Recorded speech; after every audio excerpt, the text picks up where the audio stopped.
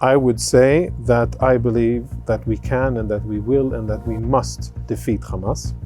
I believe that Hamas can be dismantled militarily and taken out of commission as a fighting organization.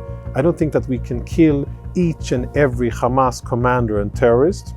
We probably won't be able to, but I definitely believe that we can do enough in order to dismantle the organization and in order to break their fighting spirit. So one of the things that the South African prosecutor kept talking about was genocidal intent. And that is the key to international law, that you have the intention of wiping out a people. You may not accomplish it all, right? Hitler only killed a third of us, but the intention was to kill all of us. So Indeed. Let's talk about specific, tangible evidences that the Israeli government, the Israeli military is not engaged in genocide. Let's start with the efforts. Can you talk about the efforts that the IDF made to help civilian population in Gaza move out of combat areas? Let's start there. So even before the intent, let's say it in blunt words. If or had Israel really wanted to mass murder and conduct genocide, we have the weapons in our arsenal. We have the capacity to do so. If we wanted, if we would be as morally corrupt as our enemies, we could take the many bombs that we have, drop them on Gaza, and then just mow everything down. 2.2 million people would be just gone. Yes, and that is not what the IDF has done. That is never was our intention. And the fact that we have the capability but have not used it, I think that shows that we do not have the intent. In addition to that, the IDF took unprecedented steps by a military in combat, by signaling and telegraphing ahead its intentions and basically telling civilians, but also telling the enemy, this is where we're going to operate. Right. And the IDF sent out... There's almost 3 weeks between the attack and the actual ground invasion and the in the actual north. operation on the ground. And we're talking about 20,000 live phone calls, 5 million text messages. 5 million. More than 5 million text messages that were disseminated directly and locally. Meaning, if you are a head of a family in Jabalia, you would get both a phone call and a voice recording, hundreds of thousands of voice recordings, and also a text message to your phone saying, you are a resident of Jabalia. The IDF is going to operate in that area, and for the purpose of your safety and your family's safety, we urge you to go south of the river Gaza, Wadi Gaza, which is a very clearly defined geographical feature, so nobody can get confused. It's very important to give people something easy to understand and something that is...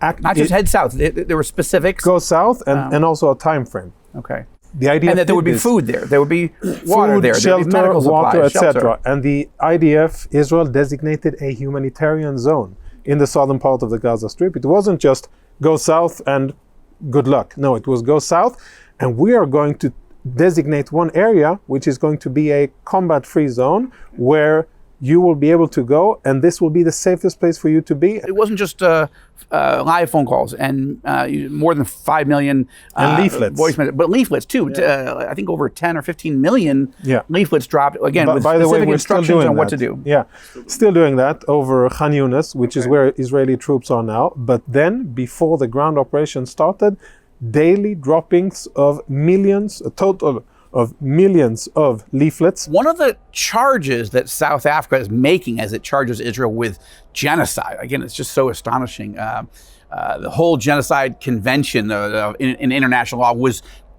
created because of the Holocaust, because of the genocide against the Jews. But one of their charges is that they're saying that we aren't allowing humanitarian relief to get to the Palestinian people. This is just insane. How much humanitarian relief has come through with full Israeli support, and of course checking all those trucks to make sure there aren't bombs and bullets in there.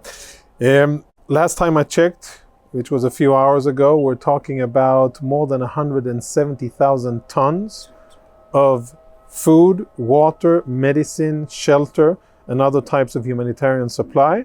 And they have come in with approximately 11,000 trucks. So to claim that Israel isn't providing humanitarian aid is again absurd. And to do it before an international court, of justice, it's just so obvious on the face of it, wrong. So I guess that goes back to your point about the there is no case against Israel, but even the way they made the case was so sloppy and ridiculous. It is. And the ones that are actually withholding the aid are Hamas. ما في المساعدات كلها نازلة تحت. المساعدات ما بيجوا للأمة ولا بيجي للشعب كله. إحنا جايين من غزة وكل الدعم بيجي إلنا. أنا بحكي وما بخافش منهم. أنا بحكي إلهم كمان. أنا كل الدعم بيجي لقطاع غزة. حج كتير بيوصل اللي بيوصل إشي قليل وبيتوزع هيك بيحكوا.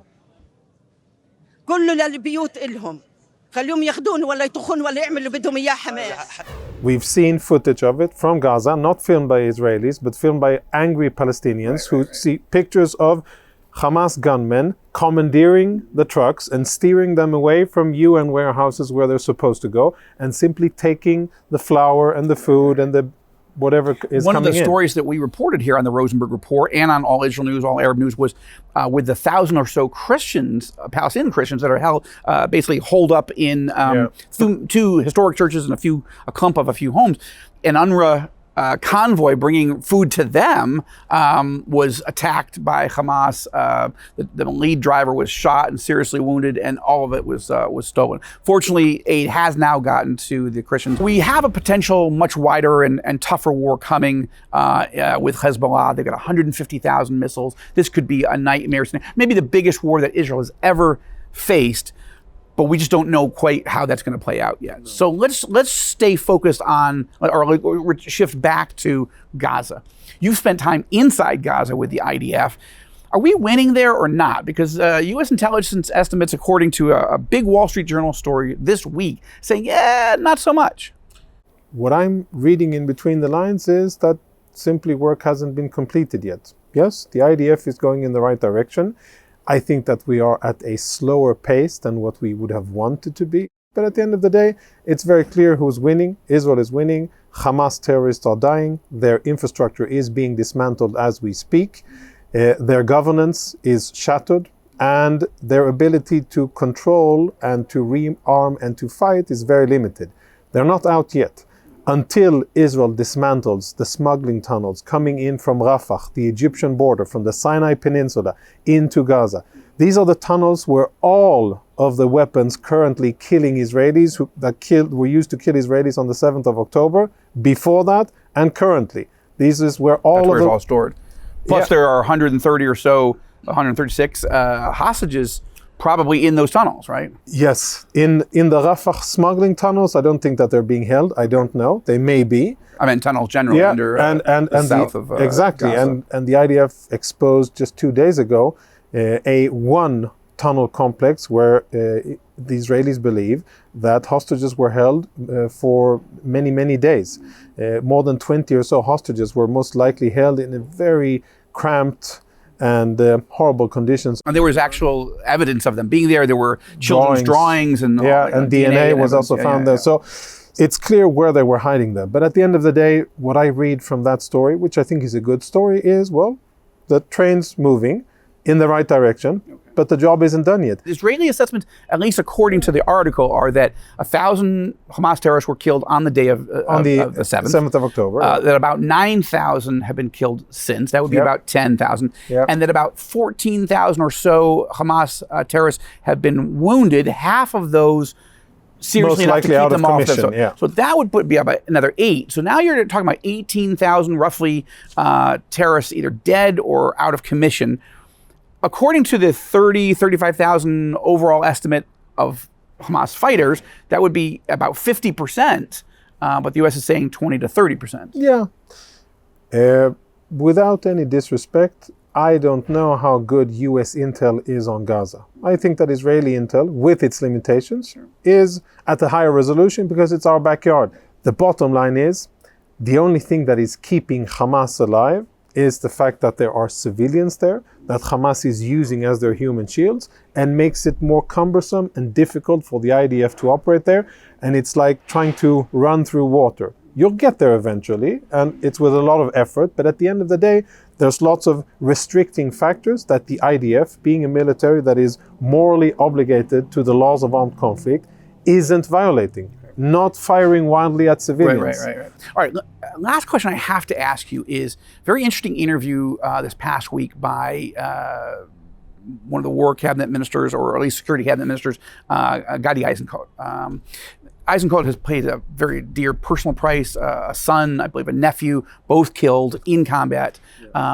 He himself is a former chief of staff of the IDF, right? So, but he said we needed, he said two things I just want you to give a quick comment on. Well, first, that we need to take maybe it may take several months, but have an actual pause to get all the rest of the hostages back. And if that takes a few months worth of giving essentially a ceasefire, he would support that.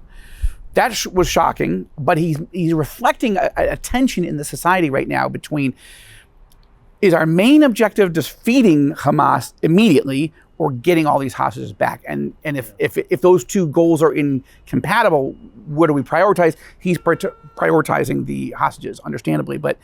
And the other thing he said is we can't win.